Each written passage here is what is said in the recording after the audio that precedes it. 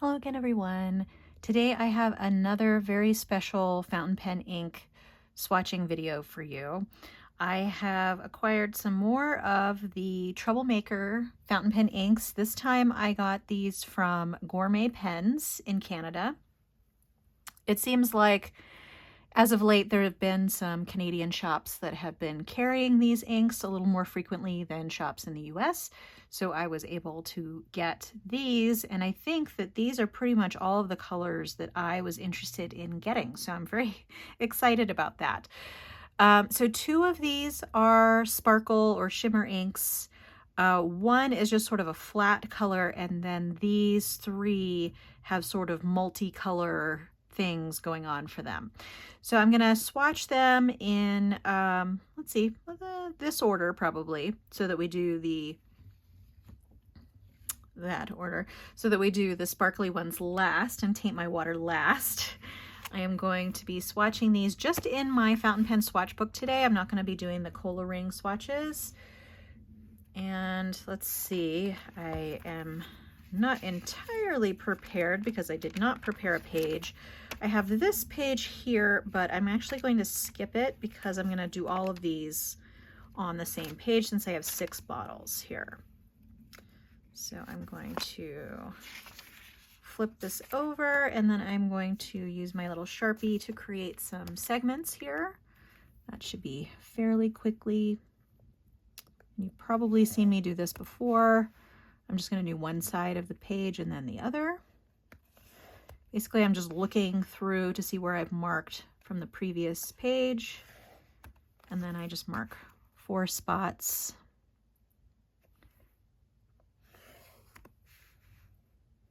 And then I'm just continuing from the other page. All right, so there we go. I'm thinking that I'm probably just going to do these sequentially. I'm not going to do like 3 on one page, 3 on another. I'm just going to do the 6 in a row. And I think that I did actually have, I don't know if I've shown Sea Glass. Sea Glass was kind of a one-off that I got from, oh, I've forgotten which company it was that I got that. I found a company that had them, that was carrying them, but only had a couple of colors. So I got the Sea Glass there. And then I have the Troublemaker inks that I swatched previously on the channel. And let's go ahead and get started with these. So I'll put a link to the video where I go through the setup for this swatch book, and in that video you will have a link to the place where you can get this automatic pen, which is a size 3A. Mine's getting a little worn out, and I've actually ordered a new one that's a little bit bigger, so we'll see whenever that comes whether it works a little better. And then I'll also put a link to this Moonman glass dip pen. This was not in the original video, but I have since been using this a little more frequently, especially for this particular swatch book. And off to the side, I have a glass of water and a paper towel to wash off or rinse off my tools in between colors. So let's go ahead and start with this Kelp Tea, which is supposedly a little bit similar to the Sea Glass color, but maybe a little bit more grungy. So let me zoom in here so you can get a fairly good view. All right.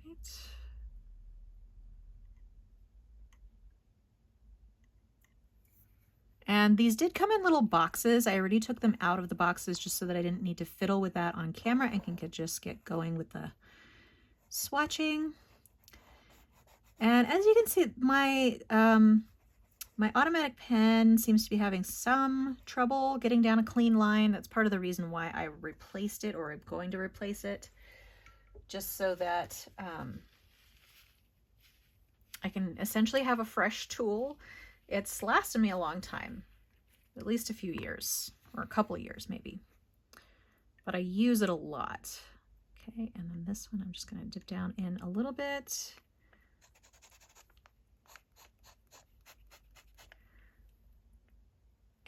And I think that some people have said that some of these colors tend to run a little dry, but I'm not sure I'll be able to actually tell that today.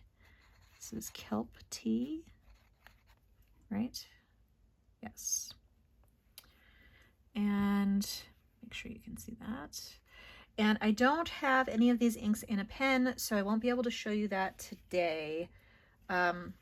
I might go back at some point and try to load these all up in different pens and swatch them for you, but for now it's just going to be with the glass dip pen, and the flow will vary depending on what pen you have it in.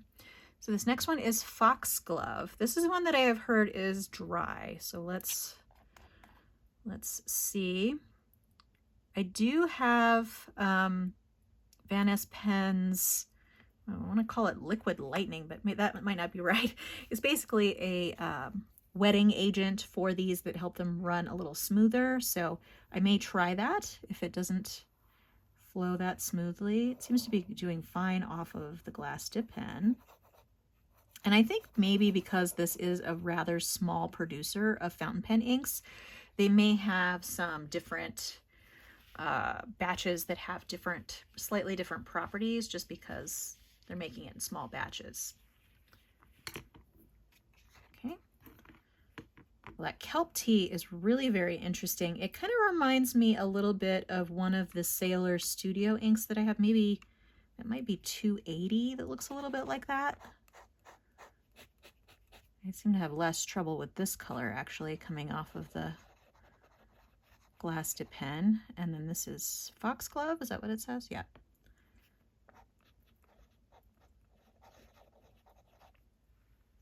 That's lovely. I do love a good lavendery purple ink, so that is probably going to be a favorite.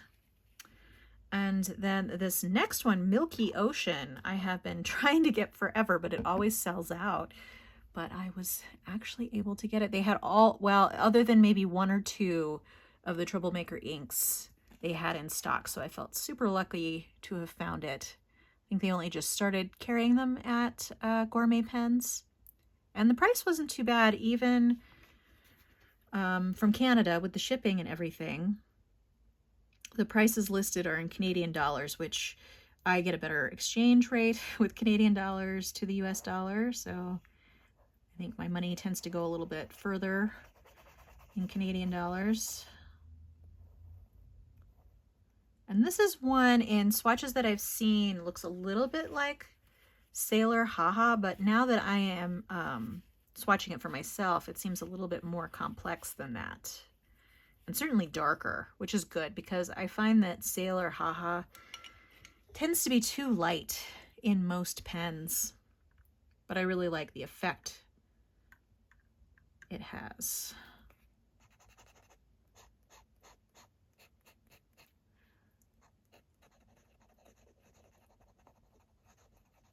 That looks like my glass dip part of the pen was pulling out a little bit. Okay, Milky Ocean.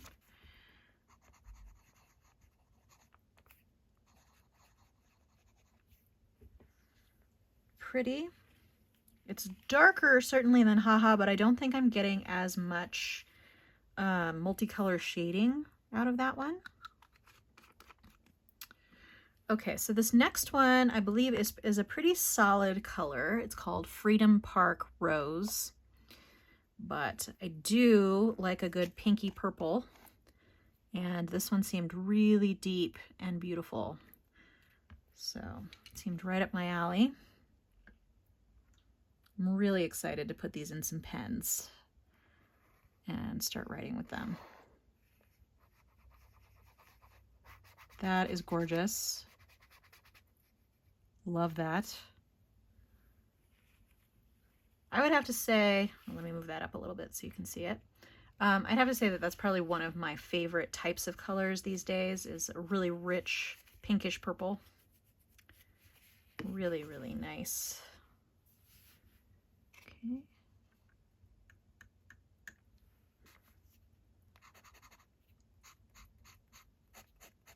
This one has definitely been flowing a little bit better. Freedom Park Rose. Oh, let's do.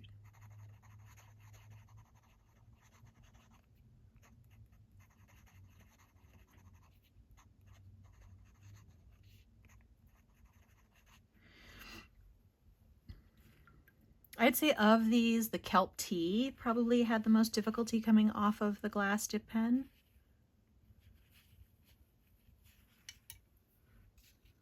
Which sometimes indicates that it's a little dry, but not always.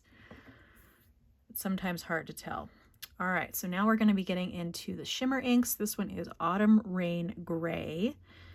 And you can see there's a lot of shimmer in there. A lot. I can see it kind of going all over in there.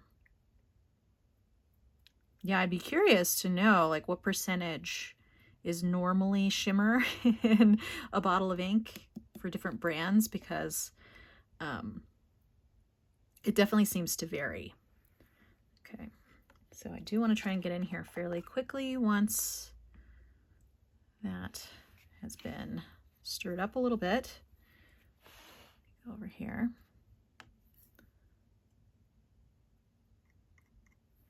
And I'll be really interested to know if this clogs up pens or if it flows okay. Some shimmering inks can clog up pens. So far, it's beautiful. Really very beautiful. It's fairly dark, but when you look at it from the side, you can really see the nice shimmer. Okay, what was this called again? Autumn Rain Gray.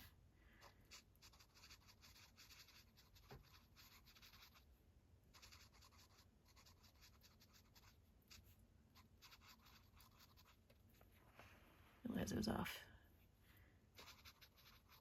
camera there for a little bit. And this one did feel slightly sludgy on the glass dip pen, I have to say. And by sludgy, I mean it was a little bit thick feeling. And I don't know if you can see, but there is a lot of shimmer in there. It's really, really pretty. It's almost like a night sky. It's really, really beautiful. Okay, and I will show these closer up to the camera before I go. And then this last one is Copper Patina. And again, it looks like a lot of shimmer. This is one that I've heard doesn't show up as well on camera as it does in person. So we'll see. We'll see what I can get for you. Oops.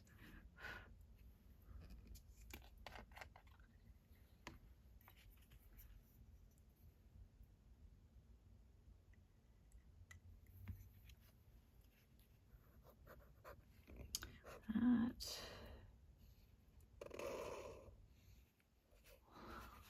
Once again, lots of shimmer, but gorgeous. Really gorgeous. Okay. Just making sure to rinse out this tool really well so that when I put it away, it's nice and clean.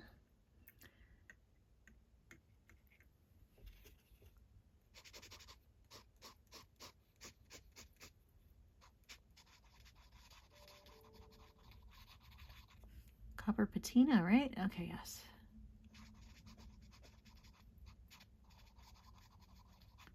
Okay, that's really, really pretty.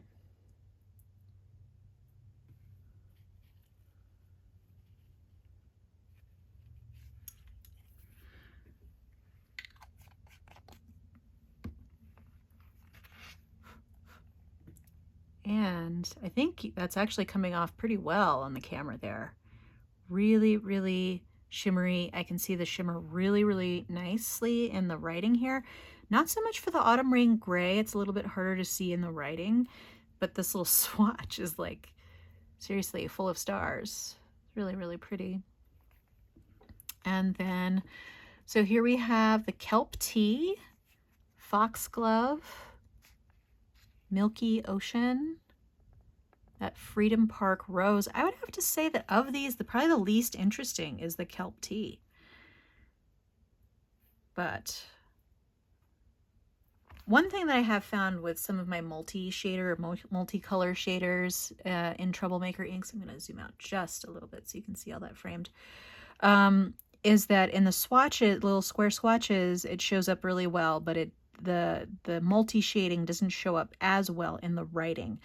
But I found that that gets a little better the larger your nib size. So I might try to put these in more broad nibbed pens. Certainly the shimmer ones, but these are all lovely. All right, well, that's all I had for you today. Feel free to subscribe to keep track of future videos on my channel. If you enjoyed this video, give it a like. I hope to see you next time, but in the meantime, have a great day. Thanks so much. Bye.